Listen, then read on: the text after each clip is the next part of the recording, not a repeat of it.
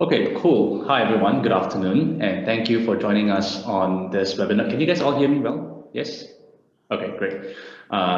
Focusing this webinar is going to focus a little bit on how startups can work with corporates and governments. My name is Wei Sheng. I'm an investor at Qualgro. This event is the first of a sort of like a multi-part series co-organized by IMDA as well as Qualgro. And in this session, we tap on the collective wisdom of industry practitioners to share their experience on how startups can navigate working with corporates as well as governments. With us on the panel are Sud, CEO and co-founder of Impress AI, and HR tech company utilizing AI to help companies recruit better. Peter Huynh, partner of Qualgro, a B2B focused venture capital fund based in Singapore. Hadi from NHB, who leads digitalization and transformation at the National Heritage Board. Moon Fai, Senior Manager of Digital Innovation at Singapore Airlines. And Katrina will be moderating the session, and she heads programs and partnerships at Alibaba Global Digital Talent Network. So without further ado, I'll hand it over to Katrina to guide our session today. Katrina, please. Hi, everyone. It's great that there are 83 participants, of which I think majority are startup founders and team members. So guys, feel free to, of course, pose your questions on the chat so that we can run through them later as well. So how I'll be sort of moderating this would be I'll ask specific folks on the panel today certain questions, and we'll take it from there. Cool. So Peter, like what have you observed as some corporate innovation trends of late? Yeah, look, I did a search this morning just in preparation for this session on the number of accelerators in Singapore, and there were 51 that were listed on Crunchbase. I'm not sure if they're all active anymore, but that's quite a high number for a country the size of Singapore. So I think accelerators, of course, have been around for a while. And they're starting to, of course, specialize in particular verticals aligned with, those corporations. In Australia, we also have a high number of accelerators. I'm calling you from Sydney today, by the way, just for the folks who are dialing in.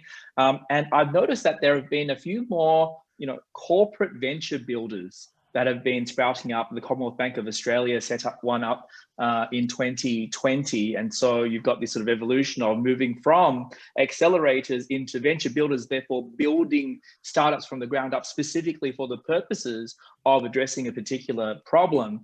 And then, of course, I used to work at Singtel Innovate prior to Qualgro, and corporate VCs, another form of corporates trying to capture innovation in some way, shape, or form. So I think, apart from the internal programs that a lot of corporates run, here are some of the external facing activities that they're doing.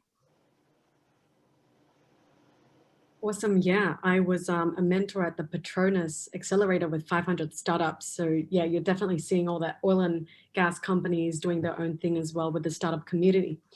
Which leads me to the next question for Munfai and Mohammed. How are you guys currently individually engaging with the startup community? And is there a sort of mandate that your company has rolled out in working with startups? Perhaps we can start with Munfai. Thanks for the question, Katrina. I think in Singapore Airlines, we started this journey working with startups quite a few years ago. And it started with a trickle until we launched our digital innovation blueprint about 3 years back, and we set up this digital innovation lab called Chris Lab. So we are working with startups through our own programs like the App Challenge, which is in its 7th edition this year. Great success, one of the leading hackathon platforms where we scout talented individuals and startups to work with us. And we also will be doing our 3rd accelerator program this year. And we have a good success marrying a few startups with our business units to do business validations. And we also scout or find out about startups through our partners like IMDA with its open innovation platform, and also with Singapore Tourism Board with their accelerator platform. And of course, being a Temasek Link company, Temasek, our investor, EDB, ESG, CAS are all partners to help us. And in terms of whether it is a mandate, I don't think a mandate is the word to use, because it is a necessity. Because we have great people in the company. SIA is a great brand, and we have great people in the company. But we also know in the open innovation communities, there are many, many great people who are working to displace or disrupt the industry. So it's a good way to turbocharge our innovation strategy and our transformation strategy. Working with these people with their drive and the dynamic power that they have. Fantastic. Thanks for sharing. What about at the National Heritage Board, Mohammed? Oh, I think we started off the digitalization efforts just recently, just last year.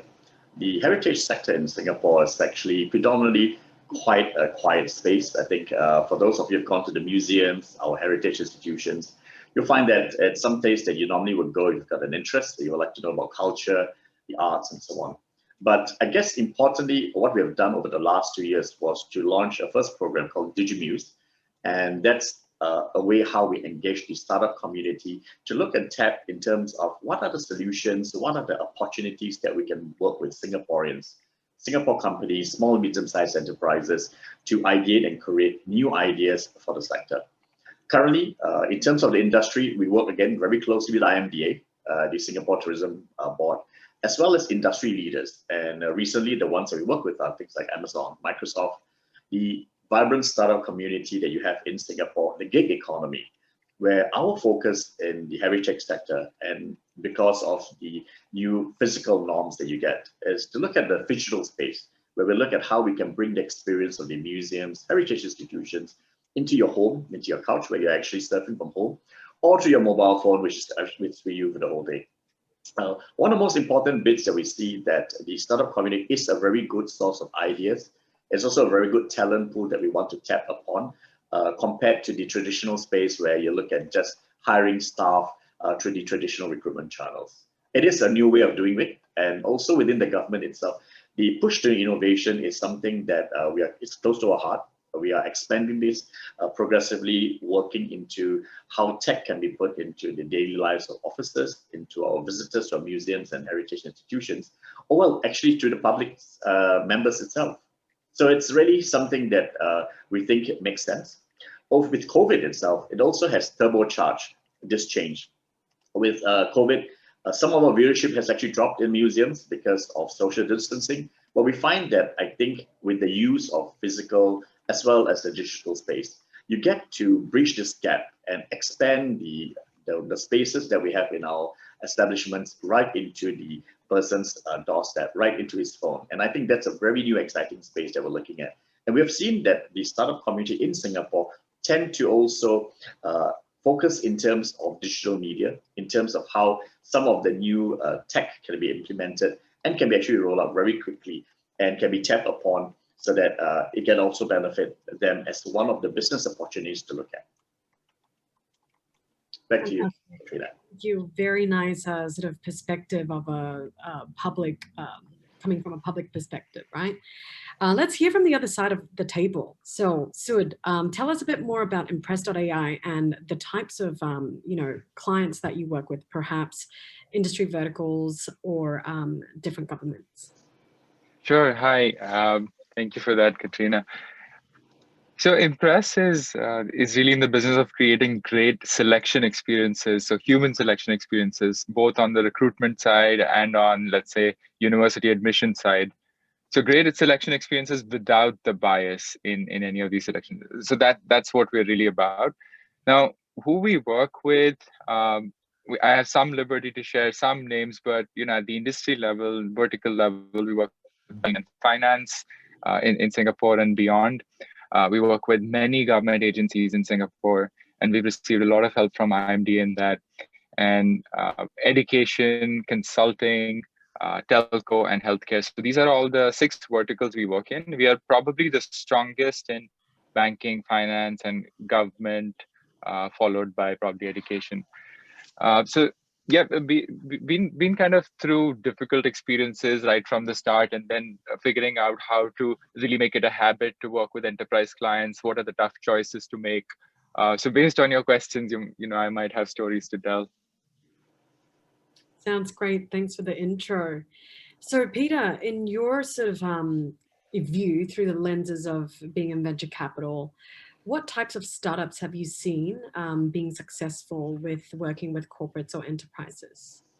Well, you know, there are so many. I mean, if you look at, you know, the NASDAQ as an example, all of those large enterprise, B2B enterprise SaaS companies, they all would have had to form playbooks in order to work with various types of enterprises and with government. And you have to, if you're going to be a successful enterprise SaaS business, you have to. And so for us in our portfolio, you know, we have a few of them where we specialize in B2B SaaS investment, amongst some other things. But just to call out as a couple of examples, we've invested in a company called Data Republic, which started in Sydney and has now scaled into Singapore as well. Singapore Airlines are also a co-investor with us on that business. And I guess, you know, one of the lessons from Data Republic is that, you know, they're working on a space that is high priority for a lot of organizations. And so they provide a solution that enables data governance and data sharing between large enterprises. And so this is very much a top-down decision-making exercise. So the sales exercise is really via CEOs, CTOs, you know, heads of engineering, transformation. I mean, you know, quite senior people who are making these decisions. And so the lesson is really, if you're selling into enterprise, if you're in a priority space for, you know, that segment for enterprise, it makes a big difference in being able to get to have those conversations at that high level. And if you find that you're not in a priority space, that's when it, I think, gets really difficult, because trying to sort of move yourself up in terms of strategic importance for the enterprise is extremely difficult. And I think, you know, with them being able to go directly, there have been, you know, experienced people on their team that have helped with forming those relationships. They have had a really clear playbook in terms of vision, in terms of best practice for data sharing in that space, which then attracts corporates to want to work with them. And I think lastly, also working with great partners as well, implementation partners that can help in terms of distribution. You know, this is another, I think, must have if you're going to succeed, whether you need it from day one, that may not be the case, but eventually at some point in time, those channel partnerships are going to be important.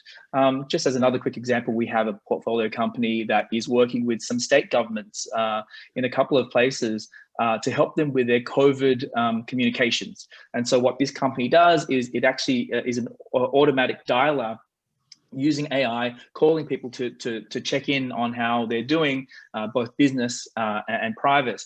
And what they're able to do is call a large number of companies, let's say businesses, small to medium businesses at scale, and be able to check in on them on behalf of those state governments. And so, you know, for them, what was really important was to work with an implementation partner that deeply knew government well, how to navigate government, both from a sales, but also from an execution perspective. So yeah, another good example of why partnerships are so important in this space. Yeah, can't be doing them all as a startup, huh? So Munfai, I'm curious to know, like, because you've run several batches for the accelerator, can you share some success stories that have come out of the accelerators? There are a few that I can name, but because of commercial sensitivity reasons, I can't really cite them. I think if in the news, you may have read in the Straits Times in December issue, we are working with Affinity, a Temasek-backed startup on quicker verification of COVID-19 test results. I think because of the current pandemic, it is important that we take care of the health and the well-being and the safety of our passengers as well as our crew, our employees. So that's one. And through our, like you said, and as Peter said, partnership is important. We work with IMDA. We have participated in 2 of their OIP calls. One of them, the earlier call, we managed to tie up, partner with Unibis, IoT company, to track what we in the airline industry call ULD, unit load devices, the boxes that you put your luggages in. Yeah. So to track those things is moving on quite well. And through our partners like NUS Enterprise and Block 71, we are now working with Lumatics, previously called Good for Food, to monitor and measure in-flight food waste. It's part of our overall sustainability drive. And there are a few others that we are engaged on working with out of the accelerator program in the commercial as well as the operational areas across SIA Group. Over to you. And sorry, out of curiosity, like when you roll out the accelerator for each sort of batch, were there specific topics or challenges that you wanted startups to tackle? Yes, there will be challenge statements being posted. Look out for it. The start for 2021 will be our 7th edition of the App Challenge, where we will post a set of challenges. Look out for it in June, July. And from there, that is one of the channels where we will onboard startups and innovators into the accelerator program. We used to run our accelerator program on a 12, 16-week cycle, but given the current context and also given the need in several occasions for integration purposes, a bit longer time is needed. So we are running our accelerator as an evergreen. Whenever we find or scout a potential startup whom we can partner with, there is a possibility of product fit or commercial fit, we want to work with them. That's fantastic. There's such eagerness. Yep. That's great. Mohammed, so I understand it's pretty early days for you guys. However, are there certain companies that you're already sort of eyeing to perhaps roll out a pilot or some sort of partnership? Well, we actually did. So one of the outcomes we did from the open innovation call that we did with IMDA recently, about a year back, was to work with a company called Vouch Singapore. They're already a local bred startup. They've been in the hotel space for quite a while, providing concierge services using their chatbot and proprietary platform. So what we have done was we looked at identifying some of the software and AI that they had in terms of intellectual property rights. We now are co-developing with them a new chatbot and AI platform that we will use for museums and heritage institutions. It's actually been a very good start. We started off with some of the content that's already been publicized within our current programs and attractions. We are now moving into digital ticketing, so that's going to be done online over your phone, so just with the same browser they got. Wayfinding around the museums, and also going down into having to have the content being delivered to you in your home or on the move. So some of the things that we noticed with the IMDA OIP program, very much we find that it's actually a very good platform to use to be able to source for potential participants for pilots. Two of the ones that we just recently have just called, we're in the process of awarding. It's a 5G enabled platform that we're looking at the Kampong Glam district, that's somewhere near the Bugis area. And it's also part of the National Innovation Challenge that we've actually called recently. Also, we had the new facial recognition capabilities that we're looking for museums, where we get to know our visitors better, looking at personalized experience, getting to know who you are, your profiles, and so on. And we're very, very heartened the fact that just within Singapore itself, we've got like more than 30 to 40 participants who actually join us and provide a very good quality proposals and inputs. So I would say that, yes, it's a start for us. We're looking at the pilots at this point. But over a 2-year period, we hope that the pilots will translate to proper full rollouts, and it's done across our museums and institutions. I think we're quite we're bullish about it, and I'll say so far, they seem to be doing quite well. That's great to hear. And so the lesson learned here, guys, is check out the IMDA platform. So, Sud, I think, we're curious to know, have you been a part of any corporate accelerators? Were you a part of a fintech incubator? Or how did you go about approaching your first couple of corporate clients? Yeah, so different stories, but we have been a part of accelerators. We have been a part of, support organizations. It includes, there used to be an accelerator. Now it's been acquired by another company. It was called Zero.ai. So that's where Impress really started in Hong Kong. And, I still remember the meeting room where we drew out the first MVP on a whiteboard, and it was at WeWork. So, there was free beer. So all 3 co-founders had some creativity in their brain at that point, let's just say. So, we started in that energy around lots of other entrepreneurs, great ecosystem, which pushes you to release an MVP by a certain date. So it's all about shipping and testing. So that really helps with accelerators because it's a time-bound experience. It's important to get the accelerator right as well. You have to be surrounded by the right people. The selection criteria are very important, of course. So I think we got lucky in that we were around the right people, and it really helped us. Now the story around us getting our first customer didn't really begin at the accelerator. It actually began many years ago when I first became an entrepreneur, which was in 2013. And I went for this sales course. We had very little money in the company bank account. I just quit my job, and maybe 1/4 of the money in the company's bank account we had to spend for this sales course, because I really wanted to know how you sell, because it was going to be all about enterprise sales. And I met this person there at the sales course. His name is RJ, and I just sent him a message asking him for permission to mention him. Now he's this person I met at DBS and he was my first touch point at DBS. And he's just out of wanting to pay it forward. He told me that I am helping you because a lot of people have helped me in my career. So it's without any interest, right? He's not asking for any equity, and he's not asking for any money. He just wanted to help. So he made a lot of introductions, and so slowly we started doing business in my previous company with DBS. And that's where the initial trust was built. Now, when we started Impress, coming out of the accelerator in 2017, we had those relationships. We had that trust that, these guys are for real. They have delivered with us in the past, and we can trust them. So whatever we had to say in terms of what we were offering with Impress, a way to revolutionize your recruitment, a way to automate using AI, and turn your recruiters into talent advisors. So we took a very strong vision, and we had the right audience at that point. So that's really where the first contract started with DBS, and we had to do a good job because it was all about building credibility. So we spent quite a few months, I think about 9 months, working with DBS before a launch was finally announced.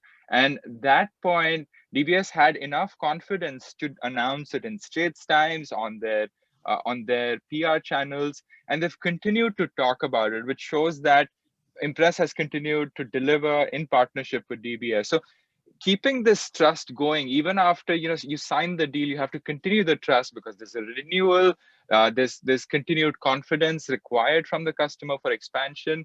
So to us, it's all about credibility, trust, and then the other brands take a look at you and they say, hey, if DBS is continuously talking about them rather than a one-off, we should take a look at them. So that's, at a high level, has been our story. Awesome. Yes, with B2B, it's all about customer references, customer case studies that are similar and familiar in the same verticals, right? So out of curiosity, what does Peter, what do you see as common failures that startups might make when trying to work or partner with corporates or governments? Same question goes to both Mohammed and Mumfai as well.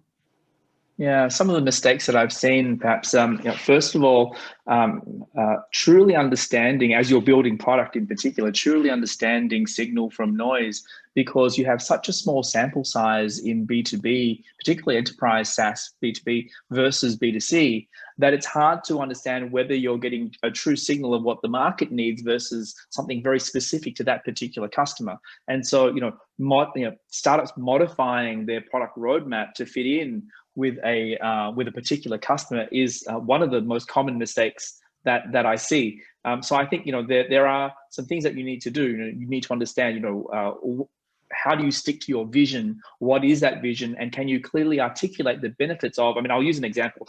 One of the common asks from a corporate could be, could you be on-prem versus cloud? It's a very common request. And so for that, you need to sort of emphasize what are the benefits of being multi-tenant SaaS in terms of integration, maintenance, cost and support, and all those sorts of things to try to make sure that what you're building is something that's going to be relevant for the business longer term.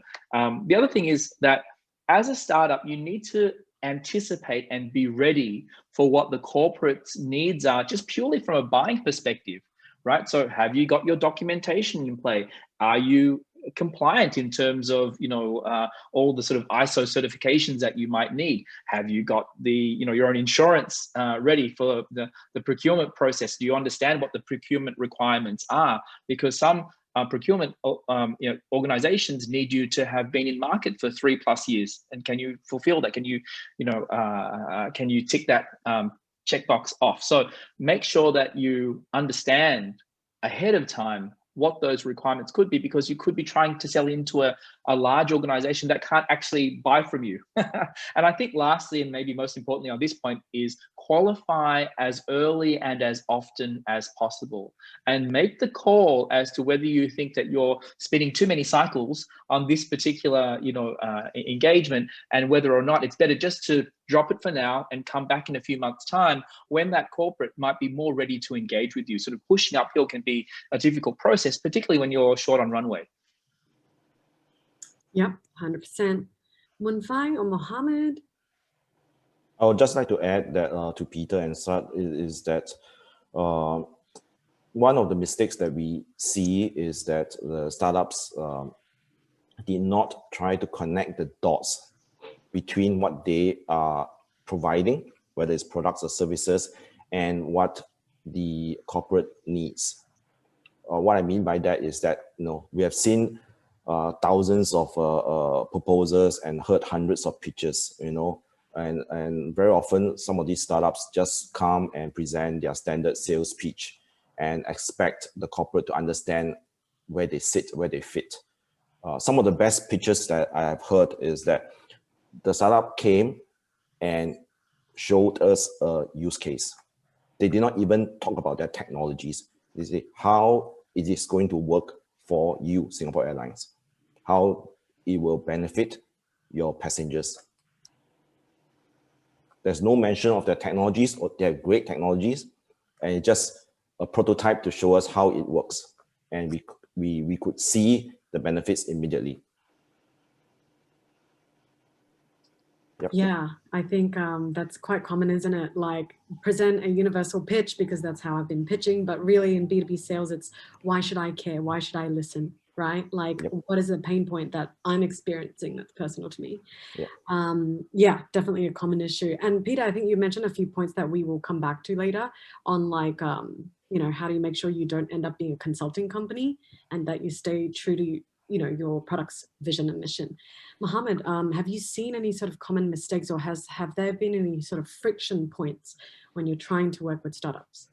I think one of the things that we noted is actually having a very good, strong management team in the startup does play a part. While you have a very good product, I've seen very good, unique value propositions. People with domain experience, people quit their jobs and say, hey, look, I've got this experience. I'd like to offer you this unique product, and it's going to solve all your problems. You get this magic silver bullet to have that. But the thing that falls short normally, it's the management team of that organization, that startup. It's what puts people off. The CEO is not somebody who can actually sell. He doesn't have the circle of influence that can actually generate the confidence and trust to the customer. The CEO normally knows how to run the company, but running it in a very small organization which doesn't show the ability to scale.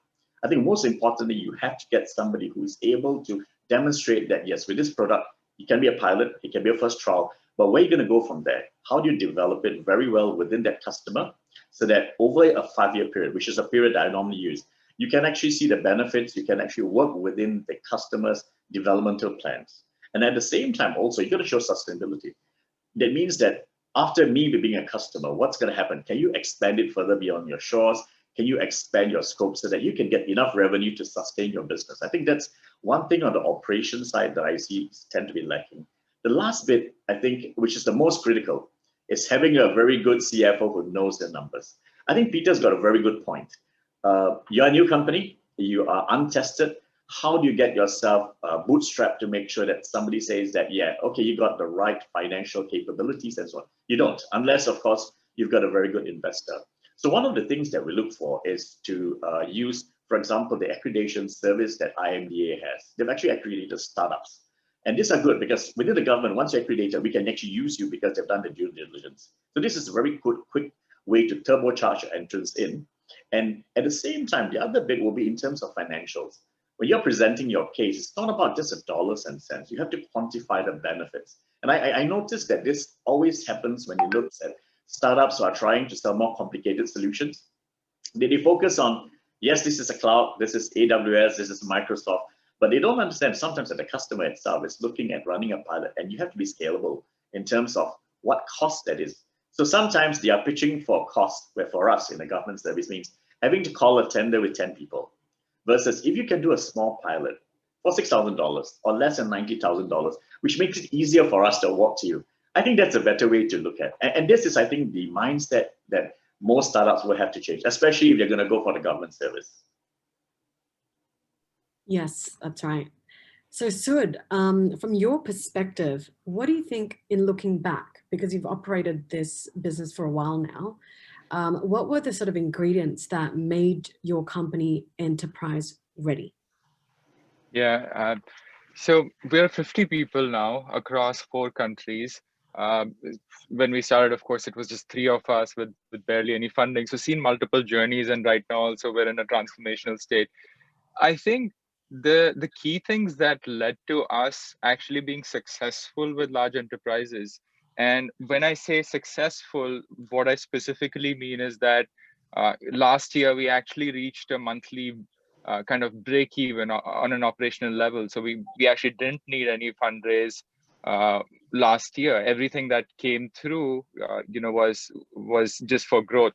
So that's what I really mean by success, that you're able to turn whatever you're doing into a sustainable business while delivering very good sustainable value to your end client. Now, I think what really helped us do this is there were some risky bets we took for sure, and some of those come from some of the key things that Peter just mentioned, right? These are very specific tactical things we had to do. Like Peter mentioned, being enterprise ready includes have you looked at ISO 27001 standard, for instance? Have you looked at SOC 2 audits? Have you purchased the insurance? So there were a lot of these things that added up when it comes to info security, when it comes to cybersecurity, that we invested quite heavily in. And we didn't know initially that these would be needed. It's just that whenever we were talking to large enterprises and governments, we'd see these standards that they expected.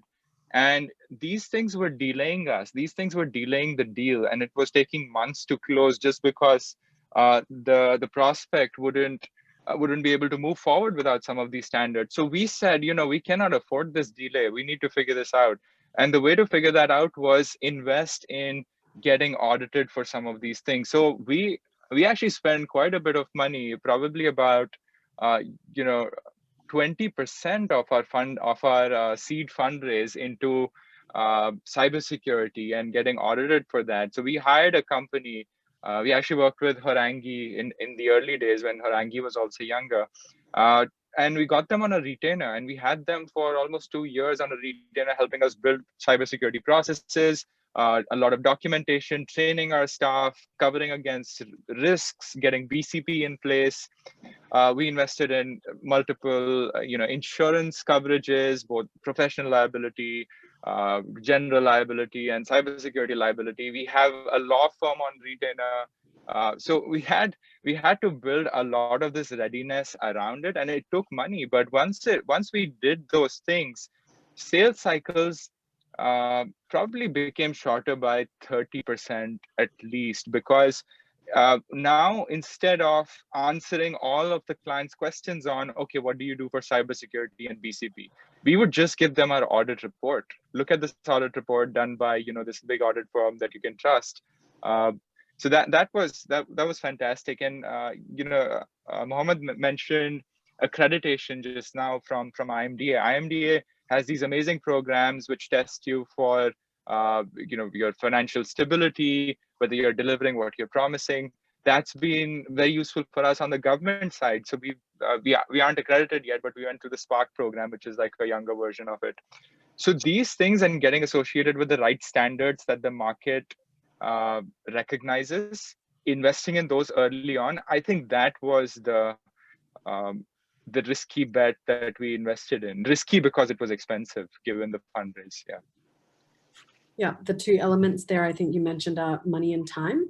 And I think the biggest sort of myth that a lot of early stage founders face is they think B2B deals can be closed in 3 months. In fact, the average sales cycle was 6 to 9 months at the very least, right?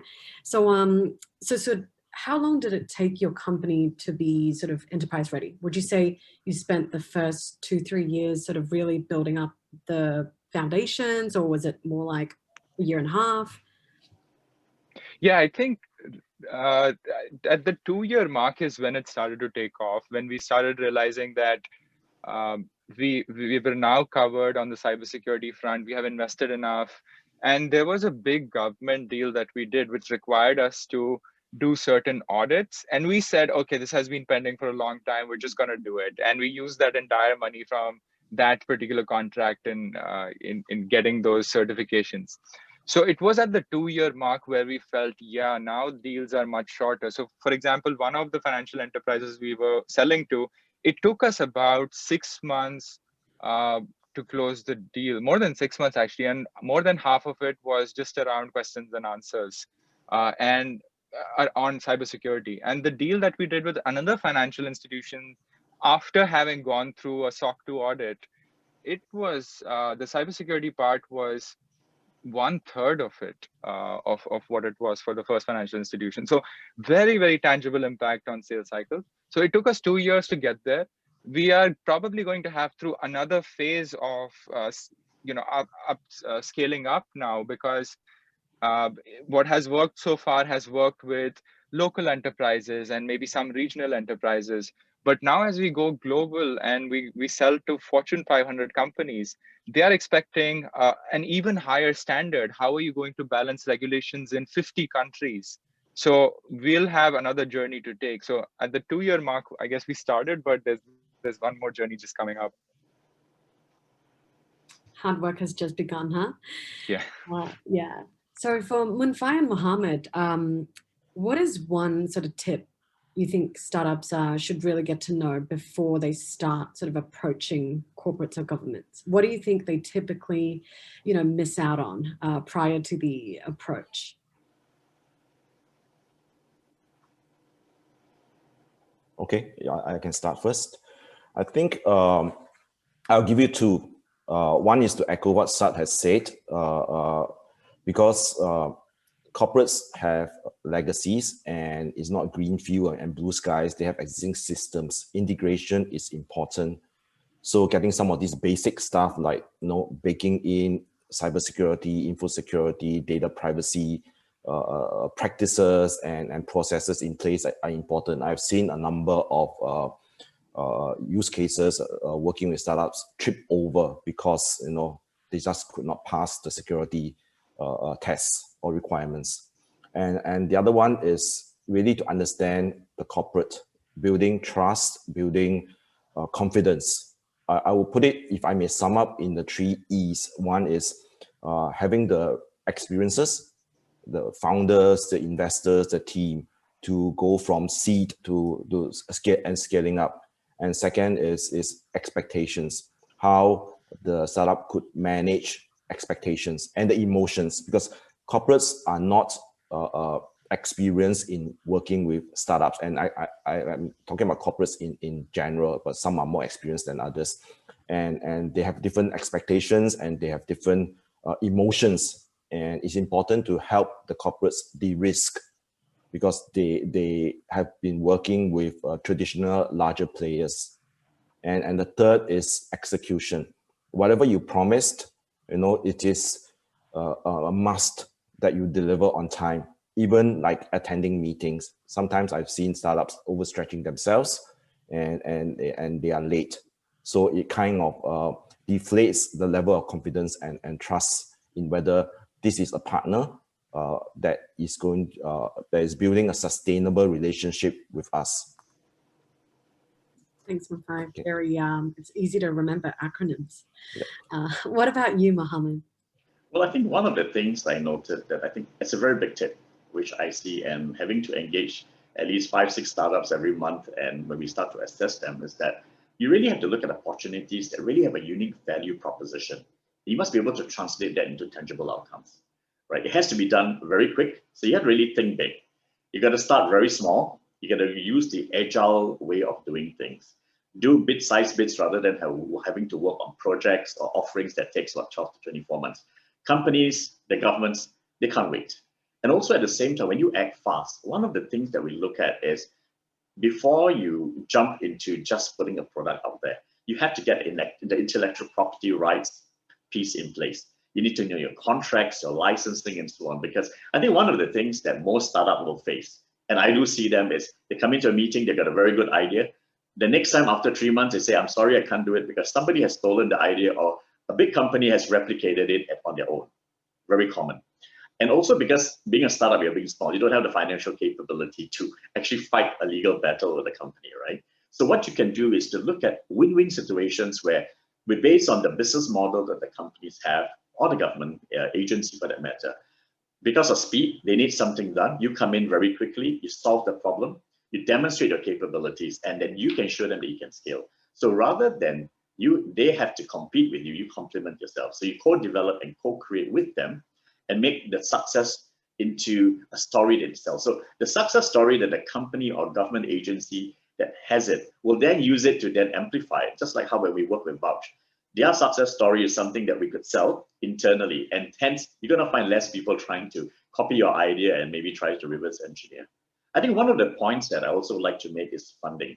Don't be too shy about money. Within the government agency, we do have what I call white space funding that we put aside. Most companies do so. But importantly, there's also a lot of grants and incentives and assistance you can get from the Singapore government. IMDA has a whole bunch of this. And importantly, apart from IMDA, you can just look at what's out there. The important bit is, I think one thing that I remember that Manfai actually highlighted, you must have your governance in place first. When your house is in order, applying for this stuff can be something that's just a logical step forward. And one of the things that I think I always would like to recommend to startups, when you think, just don't think Singapore, please. Think of what Singapore can do for you. So represent Singapore Inc., go overseas. Of course, with COVID, it's a bit difficult, but look at what opportunities are out there, especially when you pivot a business. Because these are some things that if I'm an organization head who's looking at a startup to work with, these are all the 5 ticks that I will look for before I actually award that business to you. Awesome. Thanks for sharing. I think a couple of the questions in the Q&A has been lightly covered. We'll revisit that. One last question before we open up to the audience is, again, Sud, I think on especially from your perspective as well as Peter's, how do you balance customization with building your core, right? Your core product when you're serving such, a segment? Yeah, Peter, I'll go first because you're still on mute. So I think this is very, very difficult. Initially, of course, you need the customer so whoever customer has agreed to work with you, even when you have just an MVP, that means that they have agreed to share expertise and market needs with you. That's exactly what you need to make your product into something that the rest of the market wants. But of course, as you mentioned, Katrina, that can become a habit because the customer will try and take you towards what exactly they want, and the lines start to get blurred where it's really specific to that customer versus generalizable to the market, very close to what Peter mentioned earlier in the conversation. So I think there is no easy answer to this. You just have to be vigilant. Initially, you will do that. You will almost sort of work in a consulting fashion. You'll ask the customer, do workshops. Okay, what do you really need? Why do you need this? What are you trying to achieve? Okay, we'll build that. That makes sense. Also keep talking to other customers about those certain things that are coming up as feature requests. So again, being vigilant. Now, the other thing that you need to be vigilant of is when you are going through this process of satisfying the customer and developing things for them, it can start to become a culture. So as the team grows, as your product team grows, as your customer service success team grows, they might start to think that, oh, we're in the habit of developing whatever the customer wants because we need them to renew. So let's do this very, very quickly. Many of those, especially on the customer success side, sometimes, and even on the customer side, don't understand how much effort it takes into building out a new feature. Sometimes you have customers saying to us, oh, I just want this. It seems so easy to do. And internally we'll think, oh my God, that requires architecture change. It ruins the security, or it's against some privacy policy. So how can we do that? And it affects all other customers. So education and so two things. One, observing when this is starting to happen to the culture and really educating internally again and again that we are a product company, and giving them playbooks internally as to how to push back, right? And how to set timelines, how to discuss the fact that, yes, we can't do this feature right now because until Q2 or Q3 of this year, we are booked. So we'll put it in. If you really want to prioritize this, are you willing to pay for it? So that's another way to figure out how important this feature is. On the customer side, again, the team has to keep educating what effort it really takes. And sometimes really sending change requests, showing them that this costs money, this costs real money. So you can't really say no to customers, but you can ask them to pay for it. And sometimes they will pay for it if it's important enough. At other times, they'll just say, okay, we'll wait. So slowly, I think, then you start getting the right culture in the company where your product roadmap is starting to dictate what the team works on rather than customer demand. So that's where you want to get to. And usually you're in a gray area, I guess. 100%. And, like some companies tend to be more product-led, some companies tend to be more sales-led, but it really should be embedded into the culture, like what you mentioned, right? So Peter, what about yourself? What do you typically advise startups on when it comes down to, oh my God, I'm starting to do too much, I have no direction? Yeah, I think Sid answered the question so wonderfully well. Just to add to that, I mean, a lot of our startups and the ones that we've invested in, but also ones that we've spoken to, implement some type of framework to help them answer those questions which come up regularly. A very common framework around prioritization is what's known as the RICE framework. So, if I'm to implement this request, this change from a particular customer, what reach, would it have? What impact would it have? What's our sort of confidence levels? What's the efforts required to implement this? And actually, if this is going to be great for a number of our other customers or most other customers, then it becomes an easier decision to then implement that and bring it up in terms of our product roadmap. And so oftentimes the question is less a question of no, but more a question of when. And so this speaks to the life cycle stage of a company. If a company is younger, it may be more difficult to change the product roadmap. It might be more difficult to modify when you're really trying to get a good sense of whether your MVP is reaching product market fit. But afterwards, once you've become a later stage company, you may have more resources available, a broader roadmap from which you can then start to prioritize some of these additional elements as inputs to your roadmap. The other ways to think about it is, what are the inputs that we're getting to give us a sense of which aspects of our solution should be configurable versus customizable. So you might, over time, as you're getting more and more requests for some element of configurability, you build it into the solution such that it can be a simple config change rather than having to customize the solution per se for each and every new customer. And I think, just lastly, one of our, or actually a few of our later stage portfolio companies, sort of past Series B, Series C, quite a few of them have customer advisory boards. And the idea of these customer advisory boards is that they're in non-competing verticals, such that as you're going through and figuring out your product roadmap, you can touch base with them on a regular basis, maybe it's once a quarter or so, and they can be early beta users and customers, and they can give you some sense of what it is that customers in that segment, in that market, in that industry or vertical may want to have. And so then you can take those as inputs to your planning process as well. Yeah, 100%. So let's go into the questions posed by the audience. We have a couple of interesting ones that I will spin around a little bit, okay? So one controversial one, which I love, is as a startup, we've gotten into the finals for some of the innovation challenges. However, we've had negative experiences where some corporates got us to share our knowledge and then got their own venture builders to build it themselves. Very much like what, we mentioned earlier. So I think, to spin that around, what is some advice that, Mohammed and Munfai, what can you advise startups on in terms of looking out for certain things, either red flags or green flags when it comes to working with, say a public challenge or a corporate challenge? Yeah.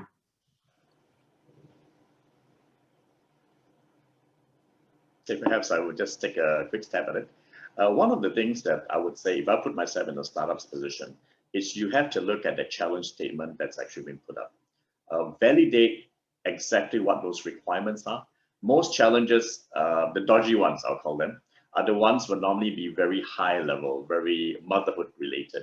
It wouldn't be something that's backed by data. You wouldn't be, when you do a search on Google or you do some homework, you wouldn't find any information or relation of that particular project or initiative that's within the public domain.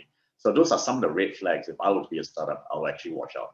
We do the same thing also because for startups who actually pitch to us some of the projects and said, or products, and they say, hey, we've done this and so and so, we do that reverse checks together, and we see the same flags also when we try to do the first level of due diligence. Super useful. Munfai, what about yourself?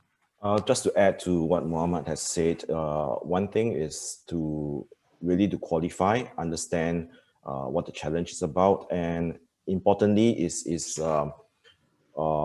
the startup themselves have to think about what values they bring. For corporates, the tendency is to value stability. We'll look at, like I said, the experiences and the track record of the startups. Are you there for the long run with us, with the corporates? So can we continue to work with you? Will you disappear 1 year down the road? So help the corporates answer the questions around, should I build this myself? Should I partner with somebody more credible? Or should I partner with you? Or should I just buy it off the shelf if there's one? So it's important that the startups be able to position themselves and really articulate well their value propositions to the corporates that they cannot refuse to work with you. Yeah, so it's sort of like take that control, kind of set that control. Yeah. Right? Yeah. Cool, thank you. So we have a very specific question here, Sud. It's around POCs, right? How do you know when to give up on a POC? Because sometimes, corporates extend the pilots and we don't have money, right? Like there's not much money being made. What typically feels right? What is your advice in that sort of context, Sud? Yeah, the answer is never easy, but Impress used to do pilots in very early stages. These were always paid pilots. We never did anything free, except for maybe startup friends just to test out. But for corporates, we never did anything free, which puts some seriousness into it. There's a formal contract, and I would advise that you keep it no longer than 3 to 6 months in writing. So contractually, you are only bound to each other for 6 months for maximum for a specific amount of money. And the deliverables and responsibilities from both sides are clearly laid out. So lean on the contract, I would say, given the experiences we've had. We've actually honestly not had bad experiences, but I've heard some other companies where the pilot would keep running for 18 months and you realize that, oh, I should have gotten out of this maybe 12 months ago. So I would really, if somebody's stuck in that kind of a situation where they're really tired and it's taking resources away from other things where they could be investing in other customers, then really just have the right kind of conversations with the champion at that corporate and talk about, okay, how can we exit this gracefully? Because for you also it's going very slow, and for us it's really just killing us. So being frank about that is, I think, one way to get out of a destructive kind of relationship. Yeah, it's like a marriage, right? You need to almost like a marriage. Yeah, not as bad probably. Thanks, Sud. And out of curiosity, what was a sales course that you went to? Was it the Challenger sales course? I don't recall the name, unfortunately, but it's yeah. Okay, now I remember. Sandler's course. So it was Sandler's submarine kind of model. I found it really useful. Yeah, because I didn't you're know anything. mentioning all these, like, the champion, right? That's very much the Sadler's Challenges model. Yeah, that's fantastic. So I think that takes us to a wrap, almost at the hour. And thank you everyone for being on this panel. I'm sure there are lots of light bulbs, and I'm sure that the audience will be following up and connecting on LinkedIn as well. So thank you again. I'll pass it back to Qualgro if you'd like to wrap up the panel. Yeah, thank you everyone. Thank you everyone on the panel for the insightful comments and the questions from the audience as well. We will have the next webinar session coming up in a month's time or thereabouts. We will send out the details, so check out your emails and register when the time comes. Otherwise, I think it's been a good session. So thank you everyone once again, and have a good week. Thank you. Thanks everyone. Thank you Bye. so much. Thanks, Katrina, for moderating. Thank you. Thanks. Thank you, everybody. Bye. Thank you. Bye. Bye. Bye.